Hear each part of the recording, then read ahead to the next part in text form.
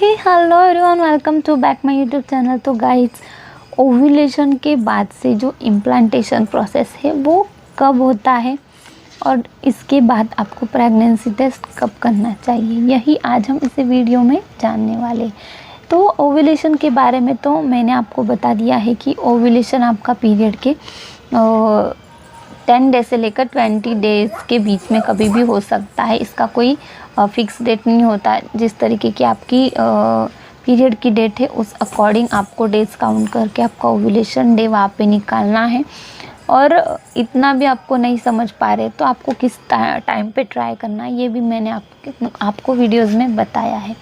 तो अगर आप उसी तरीके से फॉलो कर रहे हो सारी चीज़ें और ओव्यूलेशन ट्रैक कर पा रहे हो और उसी के दौरान आप प्रेगनेंसी के लिए ट्राई कर रहे हो, तो उसके बाद आती है इम्प्लांटेशन की बारी। तो अब इम्प्लांटेशन कब होगा और होगा भी या फिर नहीं, ये सारी बातें आपके दिमाग में चलती रहती है।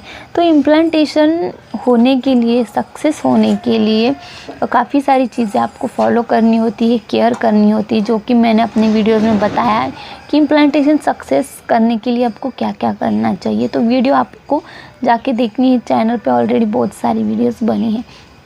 तो इम्प्लांटेशन जो प्रोसेस होता है ओव्यूलेशन के बाद से तुरंत बाद होगा, ऐसे नहीं होता कि अब ओव्यूलेशन ख़त्म हो गया नेक्स्ट डे से आपका इम्प्लांटेशन होगा, ऐसे नहीं होता। कई सारी चीज़ें होती है, फर्टिलाइजेशन होता है। फर्टिलाइज होके जब एम्ब्रियो यूट्रस में आता है ट्यूब से, तब वो यूट्रस की वॉल पे जाके चिपकता है और उसी को इम्प्लांटेशन कहते हैं। तो जब भी एम्ब्रियो इम्प्लांट होता है, आपका भ्रूण चिपकता है गर्भाशय में, तो इन चीज़ों को टाइम लगता है। ऐसे नहीं ये एक दिन में सारा प्रोसेस नहीं हो सकता, इसको टाइमिंग दिया गया है।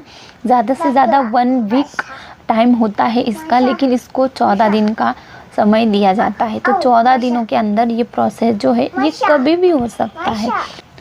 तो ये इम्प्लांटेशन का प्रोसेस होता है, इसके लिए आपको पेशेंस रखना चाहिए और इम्प्लांटेशन अच्छे से होगा आपका, इसलिए आपको ध्यान रखना बहुत ज़रूरी है। डाइट पे, एक्सरसाइज पे और काफ़ी सारी चीज़ें होती है, आपका डेली रूटीन होता है, इसमें चेंज लाना बहुत ज़रूरी है ताकि आपका इम्प्लांटेशन बिना दिक्कत के सक्सेसफुल हो जाए और आपको प्रेगनेंसी जो टेस्ट है वो पॉजिटिव आ जाए। तो प्रेगनेंसी टेस्ट अब इम्प्लांटेशन का 14 दिन होता है, उसके बाद प्रेगनेंसी टेस्ट जो होता है आपको 7 डेज़ वेट कर लेना है आपकी पीरियड के डेट के बाद, और 7 डेज़ के बाद ही आपको प्रेगनेंसी टेस्ट करना चाहिए। अगर आपकी ट्रीटमेंट प्रेगनेंसी है, IUI हो, एम्ब्रियो ट्रांसफ़र हो, चाहे HCG इंजेक्शंस आपने लगवाया है, इन तीनों कंडीशन में कोई भी अगर आपकी ट्रीटमेंट चल रही है, उसके बाद आप कंसीव कर रहे हो यानी कि पीरियड मिस हो चुका है, तो आपको बीटा HCG ही टेस्ट करवाना है, जो कि ब्लड टेस्ट होता है।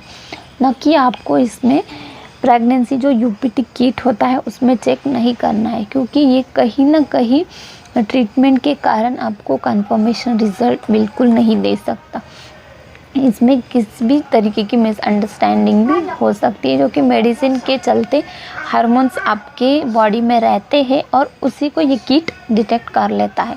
ये कंफर्म करने का तरीका एक ही होता है, अगर आपकी ट्रीटमेंट प्रेगनेंसी वो तो बीटा HCG ब्लड टेस्ट होता है। आई होप कि आपको वीडियो अच्छी लगी होंगी, बताने का तरीका अच्छा लगा तो लाइक, शेयर, सब्सक्राइब ज़रूर कर देना है। वीडियो से जुड़ी कुछ भी कन्फ्यूजन है तो कमेंट द्वारा ज़रूर पूछ सकते हैं, मैं आपका आंसर ज़रूर करूँगी। तो चलिए फिर मिलते हैं किसी नेक्स्ट इन्फॉर्मेशन को लेकर।